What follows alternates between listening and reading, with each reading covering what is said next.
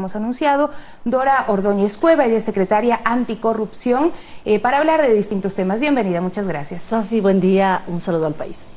Muy bien, bueno, la Secretaría Anticorrupción ha desarrollado varias denuncias durante los últimos días, sobre todo en lo que tiene que ver con la administración del IES en la década pasada. ¿Siguen apareciendo nuevos casos? Yo creo que es importante mencionar, porque esa ha sido una pregunta también de la ciudadanía, es, ¿las denuncias únicamente se circunscriben a las administraciones anteriores? Y debo decir no. Incluso han habido peticiones por parte de la presidencia del directorio del IES de que podamos suscribir un convenio para aportar en investigaciones actuales, así que estamos trabajando también en esa línea. Sin embargo, de las denuncias previas que ya existían, de casos además sentenciados de María Sol Larrea, sí, efectivamente le hemos dado seguimiento, y además de la información que tenemos, hay casos adicionales sobre los cuales estamos investigando y que serán puestos en consideración de la justicia a posterior. Un tema importante, Sofi, es que 4 denuncias que ya fueron sentenciadas por la justicia, cumplió la sentencia María Sol Larrea, y la semana anterior estaba por salir en libertad. Y efectivamente así sucedió cuando luego la Fiscalía y la Policía también en un operativo volvieron a detenerla, porque hay 2 causas que todavía se están sustanciando y sobre las cuales debe responder. Una de ellas es por la importación de medicamentos con empresas ficticias, así lo hemos considerado. Además, dentro de la investigación que hemos hecho, hay empresas hindúes a las cuales nunca se les compró los fármacos, y que en un informe técnico que además ella recomienda debía hacerse con estas empresas, y nunca se lo hizo. Se hizo con una empresa local que además no tenía relación contractual con el IES. Ahora uno piensa que una sola persona no puede generar esta tremenda trama de corrupción alrededor o en el interior del IES. ¿Quiénes más están involucrados en lo que ha sido pues esta estafa al Estado? En los casos anteriores que ya tienen sentencia, hay varias personas, ¿no? Que además, en uno de los casos de peculado, a ella únicamente el juez le da 1 año de prisión en calidad de cómplice, y a los otros 5 procesados, 3 años en calidad de autores. Y eso llama mucho la atención, porque además ella participaba activamente en las comisiones técnicas, en los requerimientos de compras y adjudicaciones, y además se declaró culpable, ¿no? Y en estos 4 casos ella se acogió a procedimientos abreviados, y es por eso que en un transcurso de 2 años ha cumplido 4 sentencias. En el caso que ahora se está ventilando, el lavado de activos, que ha dispuesto el juez en esta semana una prisión preventiva, eventualmente podría, de declararla culpable, claro, eventualmente podría tener cerca de 10 o 13 años de prisión. Yo lo decía porque además estaba involucrado Ramiro González en muchos de estos casos. Claro, ¿sí? por supuesto. Hay quienes dirán, bueno, Ramiro González alcanzó a irse pronto del país y no está pagando ninguna pena, mientras la funcionaria Larrea sí está en la cárcel, aunque estas sentencias no sean tan largas como uno esperaría cuando se trata de casos de corrupción. Y nuestra preocupación radicaba en que si ella salía libre la semana anterior, no iba a estar presente para poder atender las denuncias adicionales que ya tenían fecha de audiencia para formulación de cargos. Por eso es que desde la Secretaría estuvimos dando seguimiento permanente a los actos prolijos de la Fiscalía y también de la Policía para poder detenerla nuevamente. Y pudo comparecer a la audiencia que esta semana se desarrolló, en donde, en este caso de lavado de activos, también están vinculados su esposo y su cuñado. 37,5 millones de dólares fueron contratados con 6 empresas relacionadas con ella, su esposo y su cuñado. En una de las empresas, y esto es información de la Fiscalía ya, que además está abierta porque son temas que se hablaron en la audiencia, solo una de las empresas tenía como 11 millones de dólares en sus cuentas. ¿Cómo se descubren estas tramas de corrupción? ¿Qué es lo que está investigando la Secretaría para dar con estos hechos que realmente llaman la atención al país? Nosotros lo que hacemos es revisar información de fuente abierta, del portal de compras públicas, todo lo de la Superintendencia de Compañías, por ejemplo, todo lo que nos permite llegar a relacionar las responsabilidades eventuales. Recordemos que la Fiscalía es la única que puede determinar quiénes son culpables y llevar adelante una investigación. Pero nosotros ayudamos, damos los documentos que incluso a veces nos llegan a la Secretaría, documentos en físico, CDs con información también, la revisamos, elaboramos la noticia criminis y la remitimos a la Fiscalía. En el caso de los dos procesos que estamos todavía sustanciando y sobre los cuales tenemos expedientes aperturados, tienen que ver efectivamente con el IES, con fideicomisos y quizás la participación también de María Solarrega en este caso. ¿Nos puede dar más detalles acerca de estos casos o cuándo se darán a conocer? Esperamos hacerlo en las próximas 2 semanas porque asimismo estamos requiriendo información del mismo IES. Y mientras tengamos la respuesta, nosotros podemos presentar todos los argumentos que creemos son oportunos para estos casos adicionales que quizás debería enfrentar. Pero hasta la fecha son 6 denuncias. Solo una funcionaria que estaba relacionada a Ramiro González, quien era también muy cercano al exrégimen. Ramiro González en este momento, pues, o sea, no está procesado por la justicia, está fuera del país. Lo que sí llama la atención es que no se haya, por lo menos, responsabilizado a quienes le ayudaron a huir del país, quienes le avisaron de que tenía estos procesos abiertos. En ese sentido, ¿qué se puede hacer desde la justicia y desde el gobierno nacional? Nosotros sí lamentamos que no haya procedido de manera efectiva la extradición de Ramiro González, toda vez que estuvo detenido ya en Perú. Ese es un proceso que lo llevaba adelante la Procuraduría, obviamente con un grupo de abogados. Lamentamos que no haya tenido un feliz término para que la impunidad no campee en estos delitos de corrupción. Pero los procesos siguen investigándose en la Fiscalía, ¿no? ¿Y quiénes le ayudaron? Esa será siempre la duda de los ecuatorianos de qué pasó, quiénes fueron los que le dieron la alerta para que se vaya, porque así sucede y ha sucedido históricamente en nuestro país, que los más vivos salen corriendo y no responden nunca ante la justicia. No, y hay otros casos, como aquellos de sacarse el grillete que tenían como dispositivo y medida para que no abandonen el país. Lo dejaron abandonado, se sacaron el grillete. O sea, han habido, sin duda, algunas actuaciones que sí nos han preocupado, pero estamos trabajando de manera coordinada con varias instituciones y nosotros cooperamos, así lo dice además nuestro decreto presidencial de conformación, cooperamos con las instancias de justicia en la medida de lo que la competencia nos permite y obviamente siendo respetuosos de todos los sistemas y los poderes del Estado para que no exista impunidad, para que se pueda recuperar lo robado, que eso es una petición continua y permanente de la ciudadanía. Tenemos información de que por sentencias de casos de corrupción existen ya 114 millones de dólares que necesitan ser devueltos al país por sentencias en firme.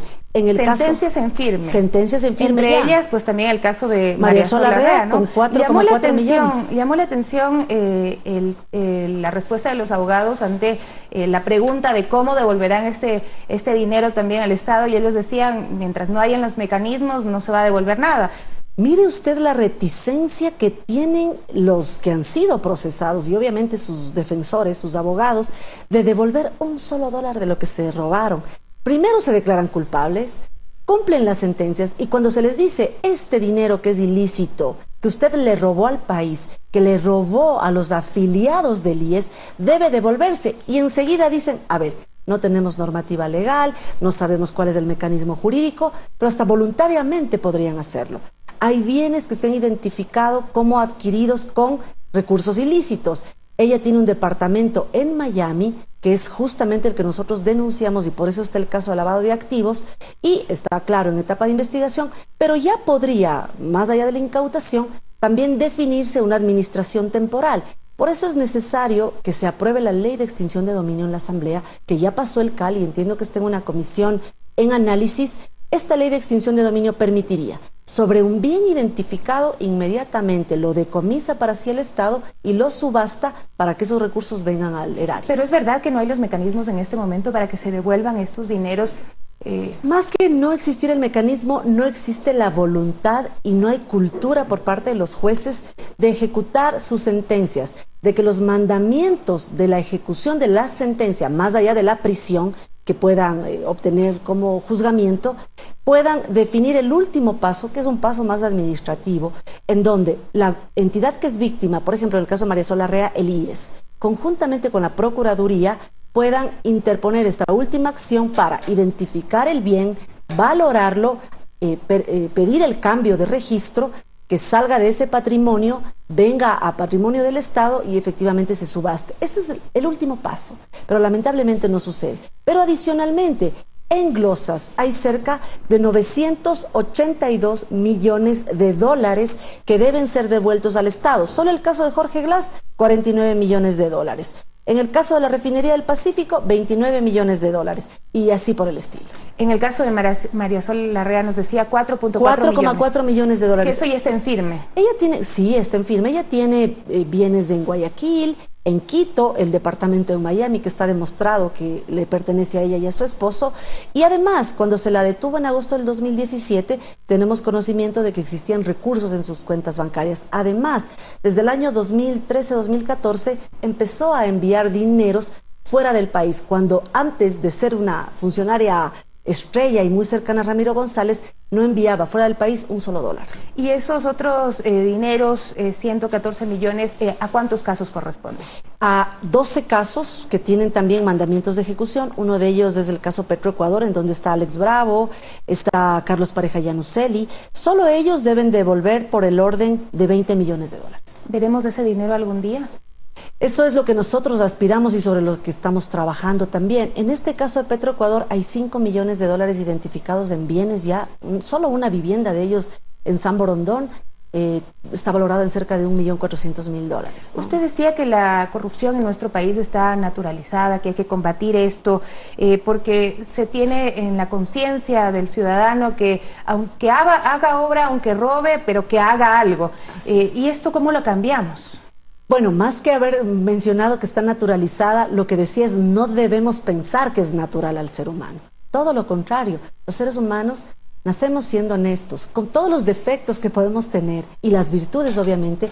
Es necesario resaltar una actitud mucho más transparente, una actitud moral, una actitud que permita construir una sociedad mucho más equitativa. Si no hay transparencia, no hay desarrollo democrático. Entonces es importante, y por eso justo para la siguiente semana también vamos a entregar a la Asamblea la Ley Orgánica de Transparencia y Acceso a la Información Pública. Ese es otro tema. Estamos en toda una semana de jornadas anticorrupción y por la transparencia, no solamente la Secretaría Anticorrupción, sino con varias organizaciones de la sociedad civil que se han sumado incluso a través de convenios a trabajar con nosotros. ¿Cuántas instituciones o cuántas organizaciones se han sumado a estas jornadas anticorrupción? Estamos cerca de 4 instituciones, la Fundación Ciudadanía y Desarrollo, Participación Ciudadana, estamos con Fundamedios también trabajando, con otras instituciones públicas también.